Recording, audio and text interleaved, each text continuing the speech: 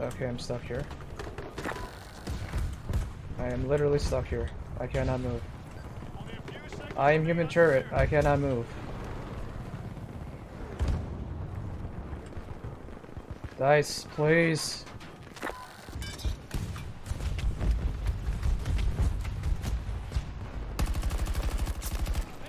I am human turret. I cannot move, but I can kill. I have grapple. Does grapple work? Nope, now I'm stuck in here forever. Dice, help. Alright, I'll help myself. Never mind. Alright, so I kinda delayed my upload schedule so I can make a video this week on the Battlefield 2042 beta. And I do have quite a few choice words for this game so far. Before we take a deep dive into the game design, gunplay and such, let's just go down the list of what the beta offers.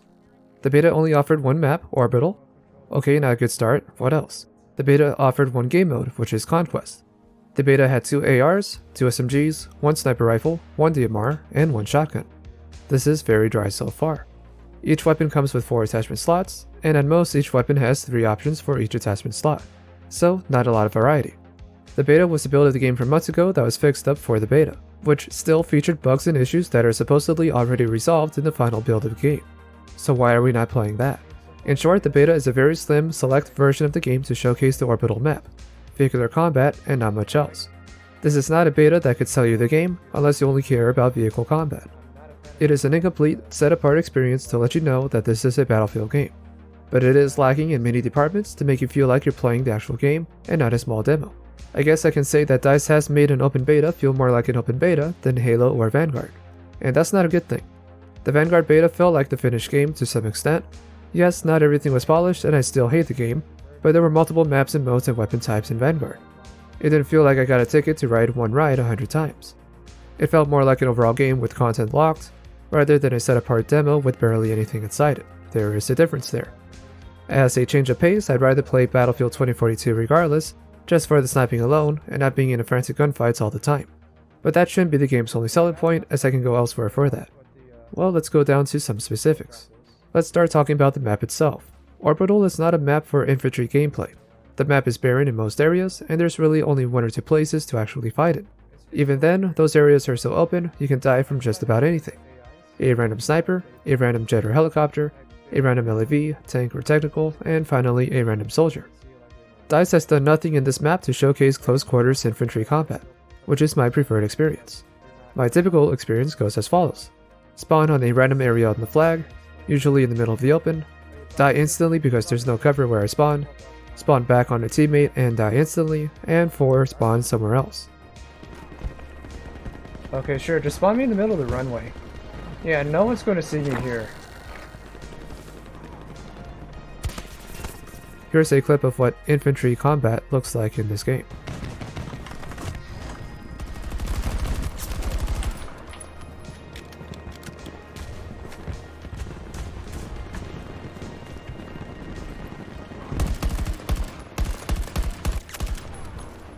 Okay, burst firing is good. It's a good tactic.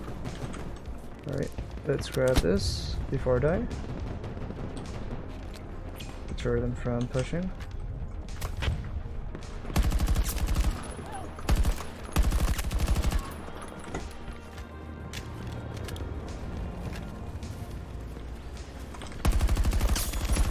There it is. Alright, that's good. That's fine. That's fine. I did more than enough in that one spot.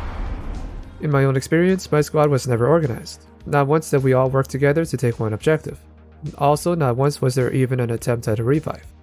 We were split across the entire map, and it felt like I was a lone soldier fighting random enemies. So that's what I ended up doing. I stopped using the M5AR and just started going on solo sniping missions. I had more fun doing that than I did with anything else. Now if the buildings were more dynamic and there was an actual spot tailor-made for infantry combat, I would be there instead. But unfortunately, there was not. Everything is wide open, leaving you prone to dying from just about anything. At least give us a few outposts or something between objectives so we're not just running out into an open field. It's funny how DICE is giving players more ways to customize your loadout, so they can be ready for any situation, and more mobility options such as sliding and tactical sprint, but then does nothing to make infantry combat interesting or fun on this map. Sure, the map is large and it has dynamic events such as the tornado and the rocket launch, but they failed to include areas that would give infantry players a place to fight in. Yes, there are some buildings usually centered around the flag, but they're mostly an open warehouse with little to no verticality. Basically, you're in a box with every side partially open. It did not make sense to use an SMG or a shotgun on this map, as every gunfight is done from 40 meters or further, and by the time the enemy does push onto your flag, you'll have no safe place to spawn back nearby to counter, which means you'll have to respawn somewhere else, miles from your current objective. Okay, that's enough about that, let's talk about the weapons. Outside of the small selection, we do get a weapon menu to hot swap attachments on the go, which allows you to change the feel of your weapon from mid to long range combat to close quarters combat. From what I've said so far, you can guess what attachments I've leaned on. I hope the game has more attachments than just the few we saw, and actually does change up the weapon a little more than simply added range. Outside of the limited attachments, the gunplay and recoil is fine for this game. Some people complain saying the weapons are lasers, they are not. They're not the most difficult weapons to use, but they do have kick. If you're disciplined and can fire a short burst, you can be very effective. If you do try to mag dump every time like in Call of Duty, you'll lose more fights than usual. Speaking of which, there weren't any extended mag options in the beta from what I could tell, I just wanted to point that out. The DMR has a lot of visual kick and I could not get over it. I did not like the way the weapon felt and quickly swapped it out.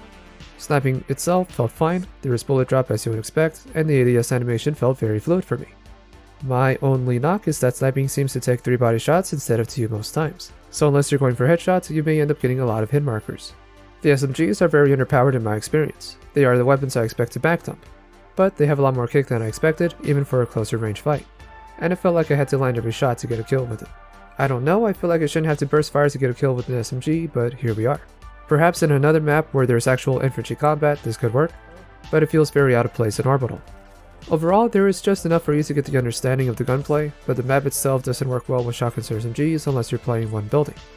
It kind of feels like the game could be more fun with 2 primary weapons, so it could still be effective in both long and close range fights, rather than having to use an AR for both circumstances.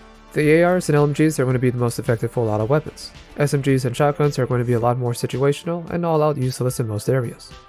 The beta was a big disappointment for me. I was hoping we'd had at least a TDM mode to showcase gunplay specifically, but we did not. I don't blame anyone for cancelling a pre-order for any game, and for those who are driven away because of this beta. This beta should be used to sell copies, and it's not a good map to do that with, as well as the game overall not being polished enough. DICE can say all they want that they fixed the things, but that doesn't do anything for the people who were on the fence for buying the game. And I don't expect the map to get a full makeover by the release of the game. Because Battlefield is a casual shooter, people can simply wait months for DICE to fix the current problems, if they ever do, and wait for a free weekend to make up their minds then.